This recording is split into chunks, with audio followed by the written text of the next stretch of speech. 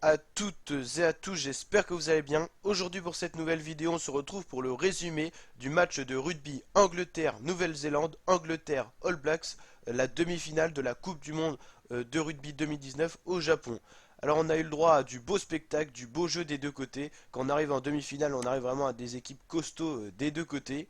Alors c'est la première demi-finale Angleterre-Nouvelle-Zélande. D'un autre côté, on a Pays de Galles, Afrique du Sud, qui se jouera demain. La vidéo sera aussi disponible sur la chaîne YouTube, donc n'hésitez pas à vous abonner pour cela à ma chaîne YouTube, parce que je vous rappelle qu'on suit en intégralité la Coupe du Monde de rugby 2019.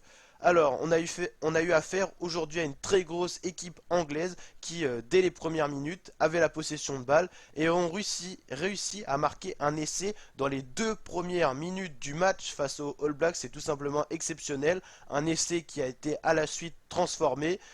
Ces 7 points, les Anglais les ont gardés à un bon moment parce que tout simplement les All Blacks déjà n'avaient pas trop attaqué et puis les Anglais attaquaient tellement que les All Blacks n'avaient pas la possession, ne pouvaient rien faire, du coup ils ne pouvaient pas aller chercher par exemple de pénalités et tout.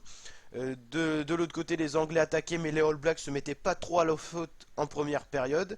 Et à la mi-temps, on a obtenu un score de 10-0, vu qu'on a eu une pénalité transformée, enfin une pénalité, oui, une pénalité juste de 3 points donc prise par les Anglais, donc 10-0 à la mi-temps. Les All Blacks qui n'avaient rien réussi à faire malheureusement pour eux en première période face à un bloc anglais aussi solide en attaque qu'en défense, avec une défense très solide. Les All Blacks n'arrivaient pas à avancer, très peu de fautes commises par les défenseurs anglais et tout simplement une équipe au-dessus, tout simplement au niveau sur le plan physique, sur le plan aussi technique. Donc après la deuxième période, elle a commencé et on a les All Blacks qui ont réussi quand même à mettre un essai transformé. C'est les seuls points qu'ils auront réussi à mettre dans ce match. Et puis après les Anglais ont redéroulé, ils sont passés au-dessus, ils ont remis des points sur des pénalités.